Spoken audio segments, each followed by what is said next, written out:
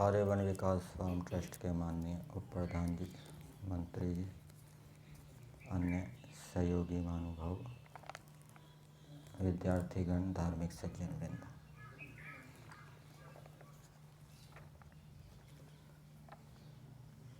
परमेश्वर ने हमें 4 वेदों का ज्ञान दिया। उसमें से जो ऋग्वेद है वो प्रमुखता से ज्ञान के साथ उसका संबंध है। सृष्टिस्थ पदार्थों के गुणों का वर्णन उसके अंदर प्रधानता से किया गया है और ऋग्वेद का संबंध ब्रह्मचर्य आश्रम के साथ बताया जाता है। ब्रह्मचर्य आश्रम में भी विद्यार्थी को अधिक से अधिक ज्ञान प्राप्त करना चाहिए जितना उसका सामर्थ्य है। यदि ज्ञान की कमी रहेगी, न्यूनता रहेगी तो वो फिर गलत कार्य करेगा। ज्ञान की कमी के कारण, ज्ञान की न्यूनता के कारण उसकी जो साधना पद्धति है वो गलत दिशा में चली जाएगी। अनेक वर्षों तक साधना करेगा, अच्छी स्थिति बन जाएगी, लेकिन कोई आत्मा का विकास नहीं होगा, उन्नति नहीं होगी, कुछ मिलेगा नहीं। जैसे रेत के अंदर आप कितना ही पुरुषार्थ कर लो, रेत से तेल नहीं निकाल सकते। उसी प्रकार से ज्ञान की कमी के कारण व्यक्ति भिन्न भिन्न मार्गों में भटक जाता है और बहुत वर्षों तक पुरुषार्थ करने के बाद भी उसको कुछ उपलब्धि नहीं होती, उसका ये जीवन खराब चला जाता है। तो हमारी जो साधना पद्धति है, हमारे जो कर्म हैं वो वेदों के अनुकूल होने चाहिए। इसलिए ब्रह्मचर्य आश्रम में हमें अधिक से अधिक ज्ञान प्राप्त करना चाहिए, ज्ञान की प्रमुखता है। गृहस्थ आश्रम में कर्म की प्रधानता है। यजुर्वेद का संबंध कर्म के साथ किया जाता है। इसके अंदर प्रमुखता से कर्मों का विधान किया गया है। यजुर्वेद का 34वां अध्याय हमारा चल रहा है और इस अध्याय में हमने पीछे मंत्र संख्या 34 का स्वाध्याय किया था, विचार भी किया था। आज मंत्र संख्या 35 का विचार करेंगे।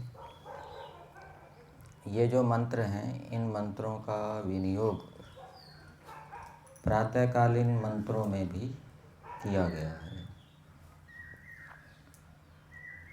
हमारी वैदिक दिनचर्या के अंदर मंत्रों का प्रयोग किया जाता है और मंत्रों के अंदर हमें ईश्वर के गुण कर्म स्वभावों का बोध तो होता ही है और उसके माध्यम से और भी अनेक प्रेरणाएं हमें मिलती है। जीवात्मा का भी हमें ज्ञान होता है, सृष्टि के पदार्थों का भी ज्ञान होता है। यद्यपि ये प्रारंभ में कुछ कठिन लगता है। लोग कहते हैं कि मंत्र याद करें, फिर उसका अर्थ याद करें, फिर उसके ऊपर विचार करें, फिर भावना बनाएं। बिना मंत्र के ही हम 1-2 ईश्वर का नाम लेकर ईश्वर की उपासना करेंगे, उसमें ही हमें आनंद आएगा, सुख आएगा। लेकिन यदि हम मंत्रों का प्रयोग करेंगे, उसमें पूरा पुरुषार्थ करेंगे, जैसे कि सत्यात प्रकाश की भूमिका में दिया है, यत्तद अग्रे विषम इव परिणामे अमृतोपमम। जो जो विद्या और धर्म प्राप्ति के कार्य हैं वो प्रथम विष के तुल्य होते हैं और पश्चात अमृत के तुल्य होते हैं।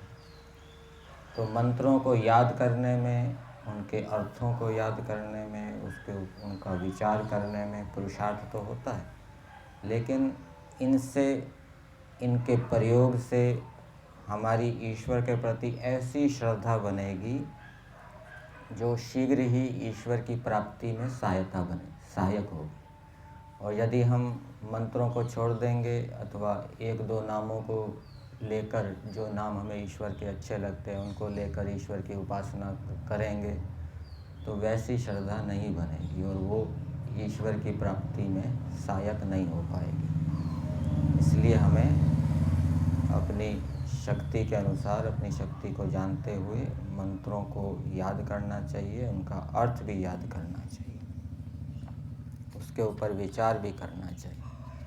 जब हम सत्संग करते हैं अथवा उपदेश आदि सुनते हैं तो उससे भी हमें विचार करने में सहायता होती है, उससे नए नए विचार मिलते हैं। मंत्र संख्या 34 में ईश्वर ने मनुष्यों को संदेश दिया है कि मनुष्यों को प्रातःकाल क्या क्या करना चाहिए। ईश्वर ने प्रभात वेला भी बनाई है, सायंकाल भी बनाई है, रात्रि भी बनाई है। प्रातःकाल का हम सदुपयोग किस प्रकार से करें, रात्रि का भी हमें सदुपयोग करना चाहिए, प्रातःकाल का भी सदुपयोग करना चाहिए, और जो दिन है संधि के बीच का काल, उसमें भी हमें उस काल का सदुपयोग करना चाहिए। तो प्रातःकाल का सदुपयोग कैसे होगा? तो मंत्र में कहा कि प्रातःकाल हमें ईश्वर की उपासना करनी चाहिए, ईश्वर के गुणों का चिंतन करना चाहिए। ईश्वर के गुणों का चिंतन करके हमें अपने गुणों की वृद्धि करनी चाहिए। उद्यानम ते पुरुषा न उद्यानम, जो गुण नहीं है उन गुणों को लाना चाहिए। यदि हमारे गुण कर्म स्वभाव ईश्वर जैसे नहीं है तो वो भी ईश्वर की प्राप्ति में बाधक बन जाएंगे। वेद की शैली ये है, वेद ये कहता है मनुष्यों को कि तुम अपने गुण कर्म स्वभाव ईश्वर जैसे बनाओ, उससे ईश्वर की प्राप्ति बहुत सरलता से होगी, शीघ्रता से होगी। प्रातःकाल हमें ऐश्वर्य की उन्नति के उपाय सोचने चाहिए, विचार करने चाहिए। ऐश्वर्य के अंतर्गत धन भी आ जाता है, विद्या भी आ जाता है, बल भी आ जाता है। प्रातःकाल हमें अग्निहोत्र करना चाहिए। प्रातःकाल हमें उपदेश सुनना चाहिए। उपदेश सुनने से हमारा जो मन है वो सात्विक हो जाता है, शुद्ध विचार उसके अंदर उत्पन्न होते हैं, प्रेरणाएं मिलती है। प्रातःकाल हमें विद्याएं पढ़नी चाहिए और प्रातःकाल जीवात्मा का चिंतन भी करना चाहिए। जीवात्मा का चिंतन करने से हम अनेक बुराइयों से बच जाएंगे, अनेक दोषों से बच जाएंगे। जीवात्मा का बोध होने से, जीवात्मा के गुण कर्मों को जानने से, ईश्वर के गुण कर्मों को जानने से भी हम अनेक बुराइयों से, दोषों से बच जाएंगे। संसार के स्वरूप को जानने से भी हम अनेक बुराइयों से, दोषों से बच जाएंगे। तो हम अनेक बुराइयों से, दोषों से बचे, इसलिए परमेश्वर ने इस मंत्र में मनुष्यों को ये प्रेरणा दी है कि हे मनुष्य, तुम प्रातःकाल ईश्वर का ध्यान करो, जीवात्मा का चिंतन करो, विद्वानों के उपदेशों को सुनो। आज हम मंत्र संख्या 35 के ऊपर विचार करेंगे। मंत्र है प्रातर्जितम भगमुग्रम हुवेम, वयम पुत्रमदितेर्यो विधर्ता, आदरश्चिद्यम मन्यमानस्तुरश्चिद्राजा, चिद्यम भगम भक्षीत्याह। मंत्र का देवता है भगः और भगः का अर्थ ऐश्वर्य होता है। और इस मंत्र की भूमिका में दिया है मनुष्य लोग ऐश्वर्य का संपादन करें। तो इस मंत्र के माध्यम से परमेश्वर ने मनुष्यों को प्रेरणा दी है, संदेश दिया है कि हे मनुष्यों, तुमको ऐश्वर्य प्राप्त करना चाहिए। ऐश्वर्य का मतलब भौतिक ऐश्वर्य भी और आध्यात्मिक ऐश्वर्य भी। भौतिक साधन भी तुम्हारे पास हों और आध्यात्मिक गुण कर्म स्वभाव, दिव्य दिव्य गुण कर्म स्वभाव भी तुम्हारे पास हो, तो वो ऐश्वर्य प्राप्त करना चाहिए। और वो ऐश्वर्य कैसे प्राप्त करना चाहिए? धर्म पूर्वक प्राप्त करना चाहिए, अधर्म पूर्वक नहीं। और उस ऐश्वर्य को प्राप्त करके उसका क्या करना चाहिए, वो मंत्र के भावार्थ में दिया है। भावार्थ को देखते हैं। इस मंत्र में वाचक् लुप्तोपमा अलंकार है। हे मनुष्यों, तुम लोगों को सदा प्रातःकाल से लेकर सोते समय तक यथाशक्ति सामर्थ्य से, अर्थात जितना मनुष्यों में सामर्थ्य है, शक्ति है, पूरी शक्ति लगाकर, पूरा जोर लगाकर विद्या और पुरुषार्थ से ऐश्वर्य की उन्नति करनी चाहिए। ऐश्वर्य की उन्नति किससे होती है? विद्या से और पुरुषार्थ से। धन संपत्ति कैसे बढ़ेगी? पुरुषार्थ भी करना पड़ेगा और विद्या पूर्वक पुरुषार्थ करना पड़ेगा, धर्म पूर्वक पुरुषार्थ करना पड़ेगा। कैसे हमें व्यापार करना है, व्यापार के अंदर असत्य का प्रयोग ना हो। कैसे हमें नौकरी करनी है, नौकरी के अंदर असत्य का प्रयोग ना हो। नौकरी के जितने घंटे हैं उसमें पूरा पुरुषार्थ करना चाहिए, उसमें आलस्य प्रमाद नहीं करनी चाहिए, व्यक्तिगत चर्चाएं, बातें नहीं करनी चाहिए। और जो संस्था के जो साधन हैं उनका उपयोग व्यक्तिगत कार्यों के लिए नहीं करना चाहिए।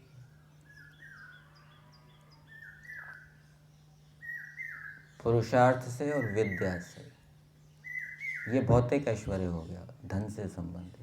इसी प्रकार से आध्यात्मिक ऐश्वर्य प्राप्त करना है, हमें विद्या प्राप्त करनी है और भी दूसरे गुणों को प्राप्त करना है, धारण करना है, तो उसके लिए पुरुषार्थ तो करना पड़ेगा। उन गुणों को जानना पड़ेगा, उन गुणों से क्या क्या लाभ होता है वो जानना पड़ेगा। उन गुणों को धारण करने की तीव्र इच्छा उत्पन्न करनी पड़ेगी। फिर संकल्प लेना पड़ेगा, संकल्प लेकर फिर पुरुषार्थ करना पड़ेगा। फिर ईश्वर से सहायता मांगनी पड़ेगी, ईश्वर के अंदर भी उन गुणों को देखना पड़ेगा। तो इस प्रकार से पुरुषार्थ करेंगे विद्यापूर्वक तो वो गुण हमारे अंदर आ जाएंगे अच्छे अच्छे। तो विद्या और पुरुषार्थ से ऐश्वर्य की उन्नति कर आनंद भोगना चाहिए।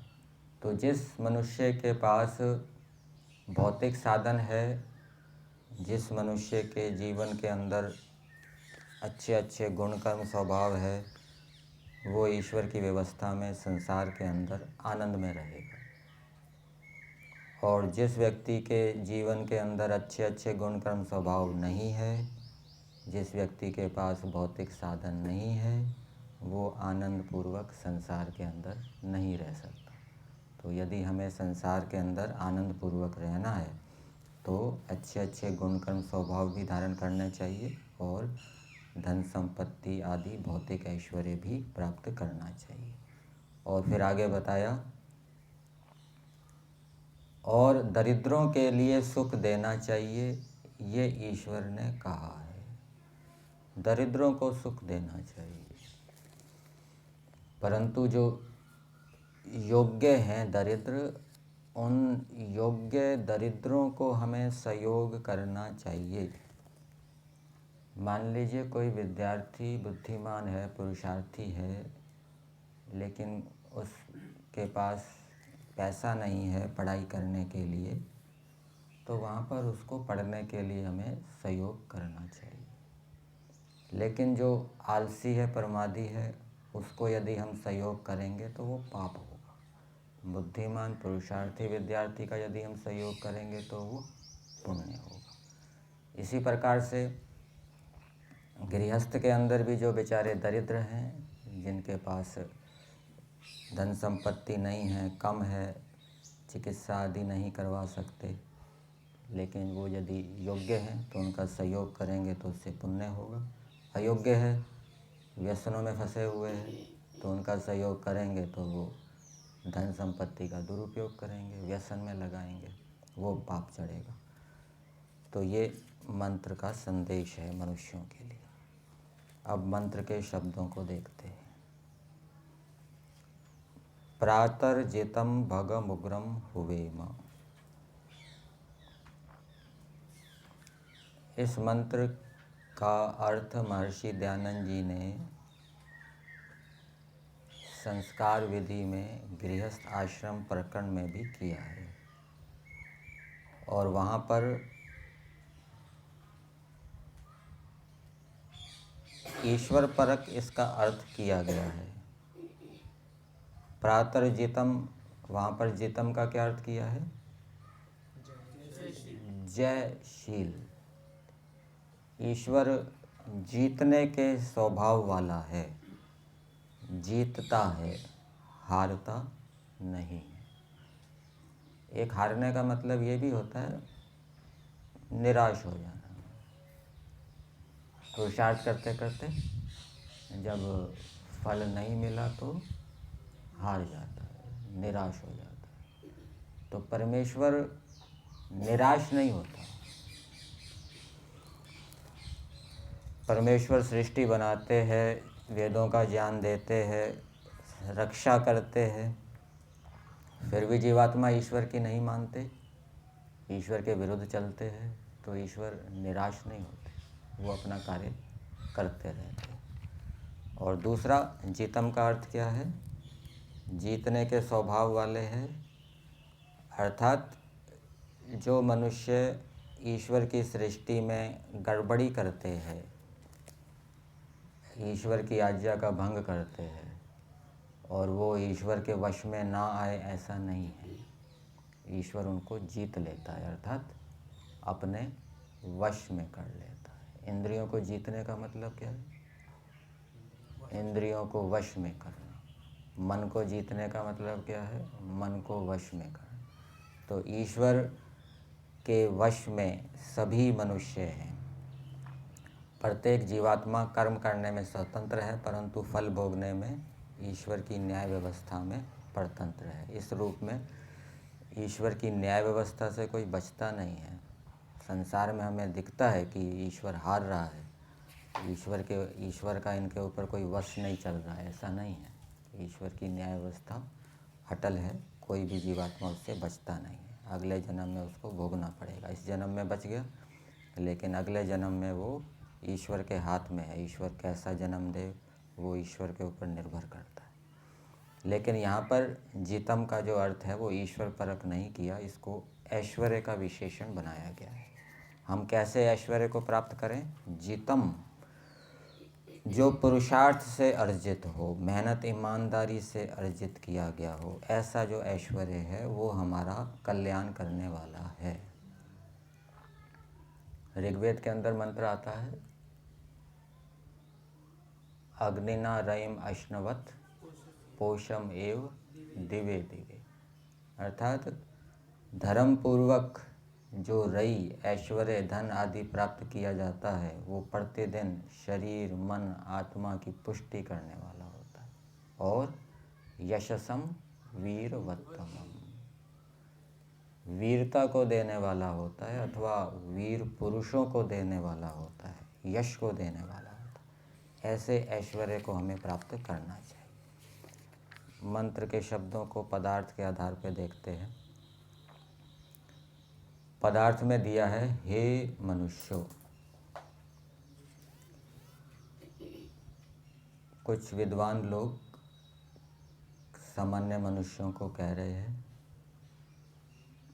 जैसे हम लोग प्रभात समय में ऐश्वर्य का सेवन करते हैं।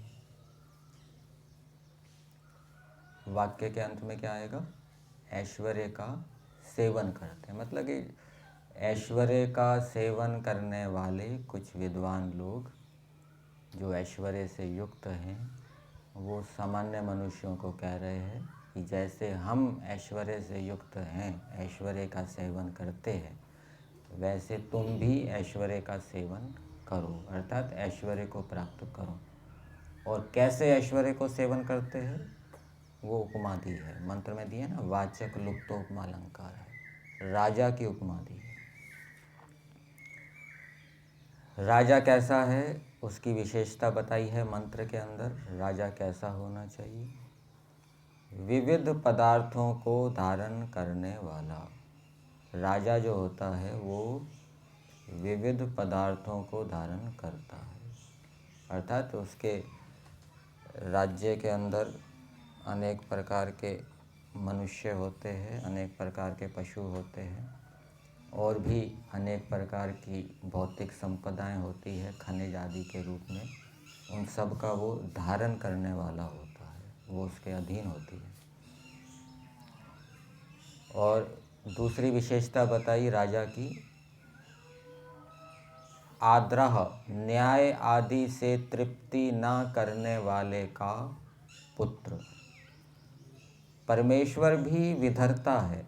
इस मंत्र का जहाँ ईश्वर परक अर्थ किया है, वहाँ पर विधर्ता से हम ईश्वर का अर्थ भी ले सकते हैं। ईश्वर भी विविध पदार्थों को धारण करने वाला है। जैसे पृथ्वी है, पृथ्वी के अंदर विविध पदार्थ हैं, अनेक प्रकार के वन हैं, अनेक प्रकार की औषधियाँ हैं, अनेक प्रकार के खनिज है। ईश्वर उन सभी पदार्थों को धारण कर रही है। और पृथ्वी को धारण करने वाला कौन है? सूर्य है। सूर्य को धारण करने वाला कौन है? परमेश्वर है। तो परंपरा से हम क्या कहेंगे? परमेश्वर ही सभी पदार्थों को धारण करने वाला है। और परमेश्वर के समान राजा भी सभी पदार्थों को धारण करने वाला होता है। उसके राज्य के अंदर, देश के अंदर जितने भी पदार्थ होते हैं। और दूसरा राजा की विशेषता बताई, न्याय आदि में तृप्ति ना करने वाले को। कोई किसी सरकारी विभाग में काम कर रहा है अथवा किसी प्राइवेट कंपनी में काम कर रहा है, उसके साथ अन्याय किया जाता है, लेकिन उसकी क्षतिपूर्ति नहीं होती, तो फिर वो क्या करता है? राजा के पास जाता है। तो राजा उसकी तृप्ति करने वाला है। जिसको न्याय नहीं मिलता वो कहाँ जाते हैं? फिर कोर्ट में जाते हैं, केस करते हैं कि हमें न्याय दिलाओ। तो राजा जिनको न्याय से तृप्ति नहीं मिलती, उनकी तृप्ति उनके रक्षा करने वाला है। देश के अंदर, राष्ट्र के अंदर जो अनाथ हैं, उनका नाथ कौन है? राजा। वो राजा के पुत्र हैं। तृप्ति ना करने वाले का पुत्र, मतलब उनकी रक्षा करने वाले। जिनको बिजली नहीं मिलती, राजा उनको बिजली दिलाता है। जिनको पानी नहीं मिलता, राजा उनको पानी दिलाता है। देश के अंदर जो गरीब हैं उनके लिए मकान बनाए जाते हैं। जो वृद्ध हैं उनको पेंशन दी जाती है। और भी चिकित्सा की सुविधाएं दी जाती है। सरकारी अस्पताल बनाए जाते हैं, मुफ्त चिकित्सा की जाती है। ये राजा की ओर से की जा रही है। राजा पुत्र है प्रजा का, मतलब उनकी रक्षा करने वाला है। पुत्र का मतलब क्या है? रक्षा करने। ऐसा राजा। फिर आगे दिया, राजा भी जिस ऐश्वर्य की विशेषकर जानता हुआ शीघ्रकारी। तो राजा के पास जैसा ऐश्वर्य होता है, राजा की उपमा दी जा रही है। हे मनुष्यों, जैसा राजा के पास ऐश्वर्य होता है, तो विद्वान लोग कह रहे हैं, हे मनुष्यों, वैसा ऐश्वर्य हमारे पास भी है। हमारे पास भी साधन है, संपत्ति है, और तुम भी उस ऐश्वर्य का सेवन करो। तुम भी ऐश्वर्य, राजा के समान ऐश्वर्य को प्राप्त करो। और राजा की एक विशेषता बताई, तुरह, वो शीघ्रकारी होता है। न्याय भी क्या है? शीघ्र होना चाहिए। देर से किया गया न्याय अन्याय के समान होता है। और दूसरा शीघ्रकारी, राजा के पास शक्ति होती है, साधन होते हैं। उस शक्ति और साधन के माध्यम से वो अपने कार्यों को शीघ्रता से कर सकता है। ये उसके अंदर विशेषता होती है। और राजा कैसा हो? शोभा युक्त। संस्कृत भाग में इसका राजा का दिया है राजमानः। राजा क्या हो? वो प्रजाओं के अंदर अच्छे अच्छे गुण कर्म स्वभाव से शोभा युक्त हो। अर्थात प्रजा के अंदर जो उत्तम गुण कर्म स्वभाव से युक्त है, ऐसे व्यक्ति को राजा बनाना चाहिए, जो अच्छे अच्छे गुणों से शोभायमान है। तो राजा की विशेषताएं बता दी कुछ। वो विविध पदार्थों को धारण करने वाला होता है, जिसको अन्याय नहीं मिलता उनको न्याय दिलाने वाला होता है, जो उसके राष्ट्र के अंदर गरीब होते हैं, अनाथ होते हैं, उनकी रक्षा करने वाला होता है। और वो राजा कैसा होता है? शीघ्रकारी होता है, अपने कार्यों को शीघ्रता से करता है। और वो राजा प्रजा के अंदर उत्तम गुण कर्म स्वभाव से युक्त होता है। तो ऐसे राजा के ऐश्वर्य के समान हे मनुष्यों, हमारे पास ऐश्वर्य है, हम उस ऐश्वर्य का सेवन करते हैं। जैसे राजा के अंदर उत्तम गुण कर्म स्वभाव होते हैं, हमारे अंदर भी उत्तम उत्तम गुण कर्म स्वभाव हैं, हमारे पास भी साधन है, हम उन ऐश्वर्यों का सेवन कर रहे हैं। तो ये विद्वान सामान्य मनुष्यों को, जिनके पास ऐश्वर्य नहीं है, उनको प्रेरणा दे रहे हैं कि हे मनुष्यों, तुम भी राजा के समान ऐश्वर्य का संपादन करो और इस संसार के अंदर आनंद पूर्वक जियो। फिर आगे दिया है यम भगम, जिस ऐश्वर्य को चित्त भी बख्शी इत आह, तू सेवन कर, इस प्रकार ईश्वर उपदेश करता है। मतलब कि जैसा राजा का ऐश्वर्य है वैसा ऐश्वर्य हे मनुष्यों तुम सेवन करो, ऐसा ईश्वर का उपदेश है। फिर आगे दिया है अदिते हे पुत्रम जितम उग्रम भगम हुवेम। अब ये तो कह दिया कि राजा के समान ऐश्वर्य प्राप्त करो, परंतु वो ऐश्वर्य कैसे प्राप्त करो, उस ऐश्वर्य की क्या विशेषता है, वो बताया गया है। वो ऐश्वर्य कैसा है? अदिते, अविनाशी कारण के समान। वो जो ऐश्वर्य है वो अविनाशी कारण, जिसको प्रकृति कहते हैं, प्रकृति के समान है। प्रकृति के समान क्यों है? क्योंकि ये जितना भी पृथ्वी के ऊपर ऐश्वर्य है वो प्रकृति से उत्पन्न हुआ है, इसलिए उसको प्रकृति के समान कहा गया है। और वो ऐश्वर्य कैसा हो? रक्षक हो। यदि वेदानुकूल पुरुषार्थ करते हुए, धर्म पूर्वक पुरुषार्थ करते हुए ऐश्वर्य प्राप्त किया जाएगा तो वो रक्षक होगा। और यदि वेद के विरुद्ध ऐश्वर्य प्राप्त किया जाएगा तो वो ऐश्वर्य रक्षक ना होकर भक्षक होगा। अन्न होता है ना, अन्न, अद्यते इति अन्नम, अत्ति इति अन्नम। जो खाया जाता है उसको भी अन्न कहते हैं, और जो खा जाता है उसको भी अन्न कहते हैं। यदि हितभुक, मितभुक, ऋतभुक इन नियमों का पालन ना करते हुए, आयुर्वेद शास्त्र और धर्म शास्त्र के नियमों का पालन ना करते हुए अन्न का सेवन किया जाएगा तो वो सेवन करने वाले को खा जाएगा। और इन दोनों शास्त्रों के नियम पूर्वक अन्न का सेवन किया जाएगा तो वो अन्न उस सेवन करने वाले की रक्षा करेगा। इसी प्रकार से जो भौतिक ऐश्वर्य वेद के अनुकूल अर्जित किया जाएगा वो रक्षा करने वाला होगा, नहीं तो वो विनाश करने वाला होगा। उसके कारण अभिमान उत्पन्न हो जाएगा, अभिमान के कारण फिर और अनेक दोष उत्पन्न होंगे, प्रमाद उत्पन्न होगा, अनेक प्रकार के व्यसन लग जाएंगे और उसका आध्यात्मिक और शारीरिक विनाश हो जाएगा। तो ऐश्वर्य कैसा हो? पुत्र रक्षा करने वाला हो, ऐसे ऐश्वर्य को प्राप्त करें। और जितम, अपने पुरुषार्थ से प्राप्त। और ऐश्वर्य पुरुषार्थ से प्राप्त करना चाहिए, सट्टे से नहीं, जुआ खेल के नहीं, लॉटरी से नहीं, मेहनत करके, ठीक है ना। व्यापारी व्यापार में मेहनत करे, नौकरी करने वाला नौकरी में मेहनत करे, कृषि करने वाला खेती में मेहनत करे, बेईमानी से नहीं, मिलावट से नहीं, धोखा देकर नहीं। और वो रक्षक कैसे होगा? मेहनत भी करनी है लेकिन ईमानदारी से मेहनत करनी है, धर्म पूर्वक मेहनत करनी है। मेहनत तो चोर भी करते हैं, वो भी चोरी के लिए बहुत मेहनत करते हैं, डाकू भी मेहनत करते हैं। वो मेहनत धर्म पूर्वक नहीं है।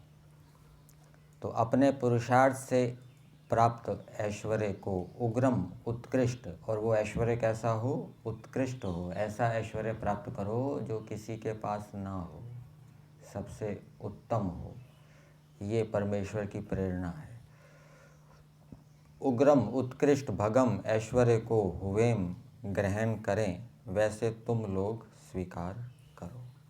तो विद्वान लोग कह रहे हैं जैसे हम इस ऐश्वर्य को प्राप्त करते हैं, मेहनत से, ईमानदारी से सर्वोत्तम ऐश्वर्य हमारे पास है, हम उसका सेवन करते हैं, जो ऐश्वर्य हमारी रक्षा करने वाला है, वैसे हे मनुष्यों तुम भी उस ऐश्वर्य को प्राप्त करो।